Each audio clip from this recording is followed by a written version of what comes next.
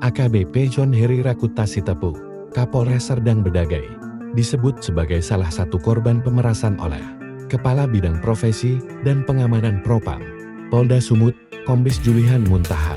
Dugaan pemerasan tersebut terkait kaburnya sejumlah tahanan dengan nilai yang disebut mencapai 100 juta rupiah.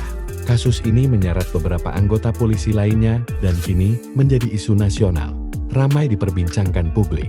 Nama AKBP John Sitepu masuk dalam daftar polisi yang diduga diperas, bersama beberapa personel lain, seperti Ekda Welman Simangunsong di Tres Narkoba Polda Sumut, Kapolsek Medan Barat dan Kanit Reskrim, Aibda Fachri Polrestabes Medan, serta Kompol Hendrik Aritonang Kapolsek Medan Baru.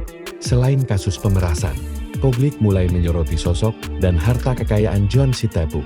Berdasarkan laporan harta kekayaan penyelenggara negara LHKPN KPK, total kekayaan AKBP John tercatat 1,04 miliar rupiah pada tahun 2024, turun drastis dari 4,21 miliar rupiah pada 2023. Kekayaan tersebut mencakup tanah dan bangunan senilai 700 juta rupiah, kendaraan 230 juta rupiah, harta bergerak lainnya 100 juta rupiah, serta kas 10 juta rupiah. AKBP John lahir di Kabanjai, Kabupaten Tanah Karo, Sumatera Utara, pada tahun 1983 dan merupakan alumnus Akademi Kepolisian Akpol. 2005, karirnya panjang dan beragam, mulai dari Brimob hingga Kepolisian Umum.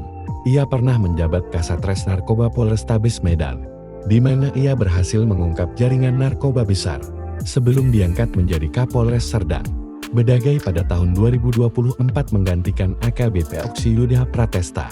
Dengan reputasi profesional dan rekam jejak karir yang panjang, nama AKBP John Sitepu kini tidak hanya menjadi sorotan terkait kasus pemerasan, tetapi juga kehidupan pribadi dan harta kekayaannya yang menurun drastis. Kasus ini masih terus menjadi perhatian publik dan media nasional.